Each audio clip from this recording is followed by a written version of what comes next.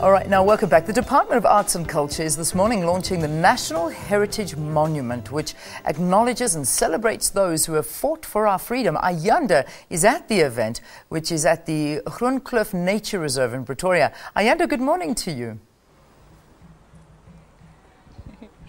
A very good morning to you, Leanne. And yes, welcome to the Groenkloof Nature Reserve, which may or may not have a name change to the National Heritage Monument. I'll bring you that scoop in just a moment or two. You'll get it firsthand here on Morning Live. But yes, you're quite right, Leanne. We are launching the National Heritage Monument under the Department of Arts and Culture, as well as a number of other ministries. Today, we'll see over 50 of the more than 400 planned life-size statues of pre-colonial, colonial, and post-apartheid heroes and heroines of various ethnicities and races in South Africa. They are quite phenomenal, but there's quite a number of things that are going to be taking place here in years to come. So let's speak to the Executive Mayor of Tshwane, Mr. Kgosientso Ramokgopa, to tell us a bit more about what exactly we can expect. A very good morning to you. Thank you so much for your time. Morning, Ayanda, and morning to the viewers of Morning Live. Thanks for the invitation.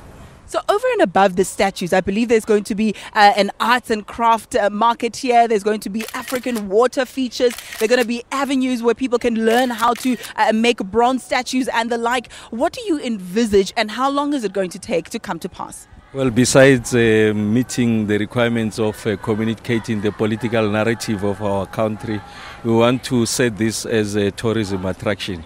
So we want it in its completeness to offer a number of things. One is hospitality, arts and crafts. So it's a celebration of the life and place that is Tshwane, Gauteng and South Africa. Remember, one of the things we've been saying over a passage of time, we want to alter the monumentality of the city's landscape.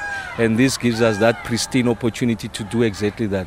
The choice of the location has to do with the size. We are going to de-proclaim parts of the nature reserve, and of course there should be a consideration around the name. It's a discussion we are having with various spheres of government, but it also completes what I call the political quadrant. So you have the Voortrekker monument, which communicates largely the pre-colonial history. Then you have the Freedom Park, the liberation struggle. Then you have the Union Building, the home of the democratic order dispensation, represent the victory of the democratic project, and this weaves it together. So it's the pre-colonial era, the colonial era, and the part of the liberation struggle. So you take all of these iconic figures, these personages and luminaries, to represent exactly that. So you're going to create a corridor that has all of these things, all of these personages, and that will be, if you like, the long walk to freedom. So we're bringing it to life. And as the youngsters come here and visit, you need to provide other offerings, and it's exactly that we want it to represent something going into the future, as opposed just to the statues, but an economic injection into the city, anchored on our political history. Aha, I'm glad you touched on the economic aspects, because that's what I wanted to go to next. Over and above it being a cultural commodity, you're also expecting it to be something that will stimulate the local economy.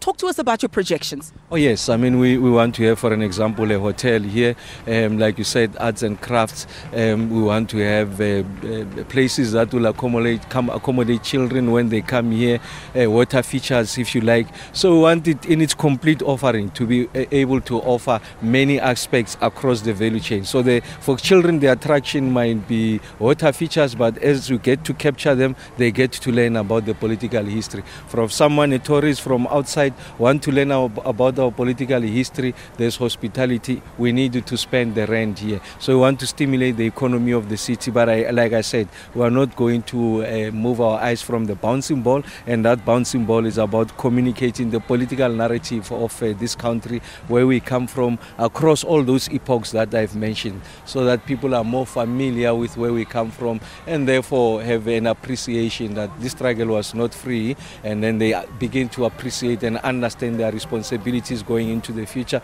We need to preserve it. We need to be critical about decisions that the state makes that is not consistent to what these icons represented, and in that way you are able to energize a new wave of democratic order in the country. All right. Now, I want to ask you this question, but I know time will not permit it because it takes money to make money. So I wanted to find out exactly how much money is being invested in this project. However, because I know that it is being launched by the Department of Arts and Culture as well as Public Works and a number of other ministries that are related to that, I'll save that question for Minister Nathi Mthethwa that we're going to be speaking to a little bit later. So you're off the hook regarding that. But you're back on the money when we talk about safety. 2 of the statues have already been stolen. How are we going to make sure that it is quite safe? We're not sure if somebody's going to keep the statue in the garden or if they're going to melt the bronze and resell it. We don't quite know. But when it comes to safety and security, how are you planning to manage that as the city of Tshwane?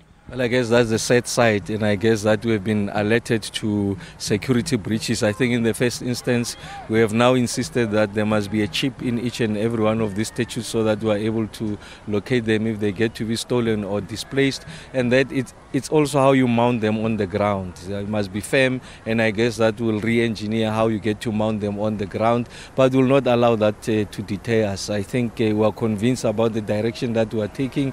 Yes, there's a blemish. It saddens us, but I'm sure that we'll recover from this, and it's going to help us to ensure that we are able to lift the security arrangement to ensure that it doesn't recur, so that we are able to obviate it going into the future. But for now, it's about celebrating, and then we'll ensure that all of these measures come into place. Thank you so much for your time, the Executive Mayor of Tshwane Kgosientso Ramokgopa. And those statues that we're talking about are absolutely remarkable. They are life-sized. They look like they're just going to come back like out at you and just go, but they look absolutely beautiful. They're inspiring. They are something that is worth taking time out to come and see. So when next you're in the area, be sure to pop in. We'll leave it there at least for now. More in just a moment. Stay with us.